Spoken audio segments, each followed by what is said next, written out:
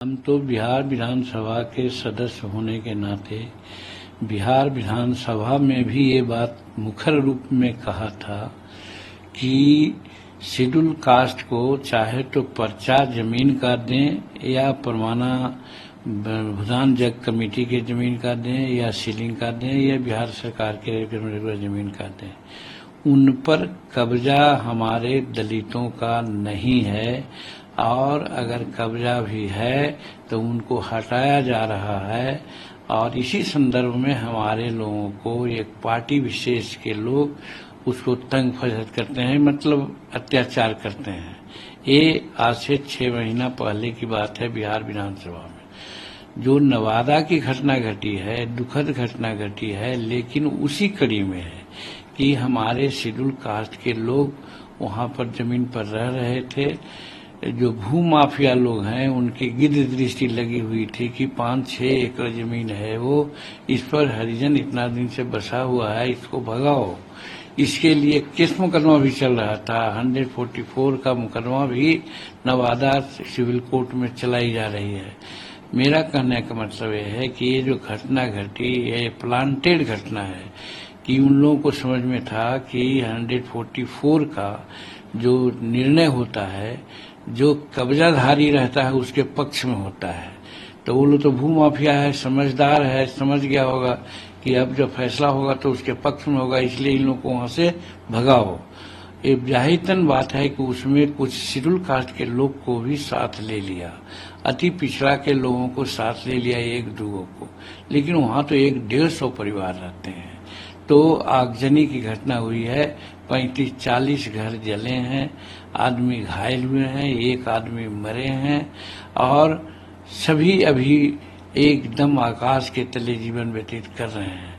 हमारी बातें वहां के एसपी और कलेक्टर दोनों से हुई। एसपी से बात इसलिए हुई कि अभी तक के कौन कार्रवाई आपने किया, तो एसपी ने कहा कि हम पकड़ाधारी कर रहे हैं, 15 आदमियों को हमने अरेस्ट किया है। उसमें यादव परिवार के हैं, उसमें मल्लाह यानी जब क्या उसको कहते हैं वो परिवार के हैं और कुछ दुसाध परिवार के हैं। और हम इसमें इन्वॉल्व लोगों की खोज कर रहे हैं, किसी को हम छोड़ेंगे नहीं।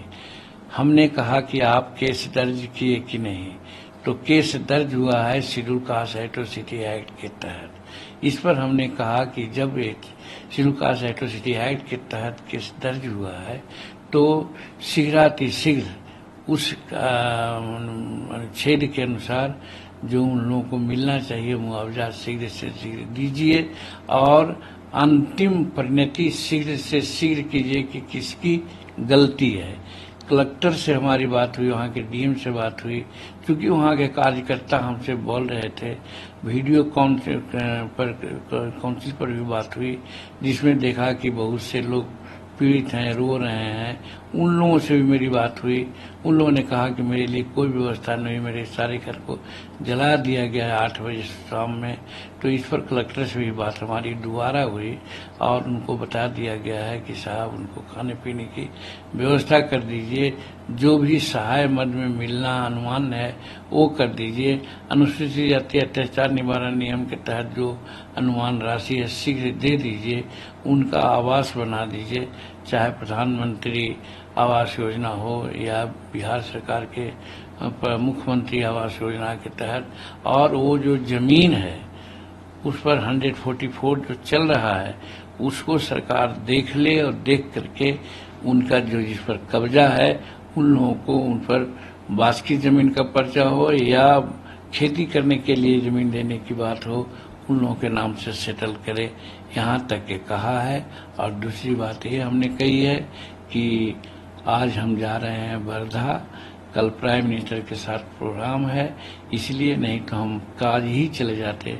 हमने कहा है कि 22 तारीख को खुद उस स्थान पर जाएंगे और क्या स्थिति वाकई है उसको पूरा विवरण हम पत्रकारों के सामने और पदाधिकारियों की मीटिंग में रखेंगे।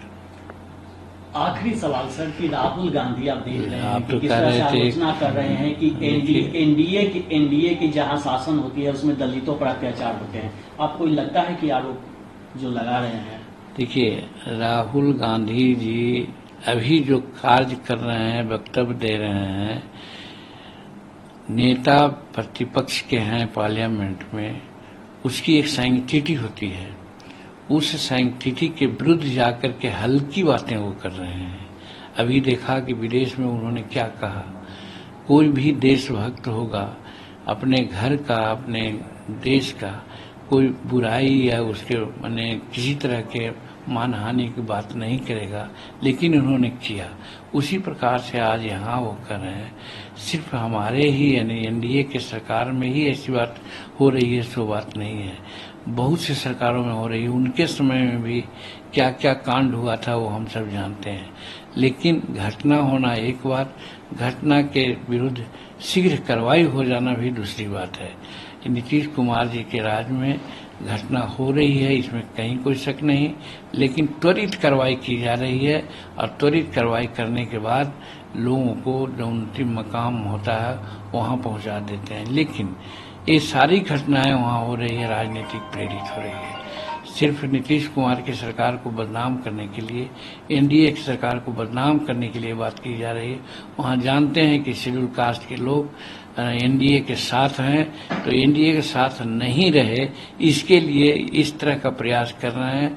और जितनी भी घटनाएं घट रहे हैं, हमने कहा कि विधानसभा में हमने कहने का काम किया था आज से 6 महीना कि अगर 100 घटनाएं घटती है तो उसमें 70 से 80 घटनाएं विरोधी दल के नेताओं के इनिशिएशन पर होती है। वही बात यहाँ भी हुई है।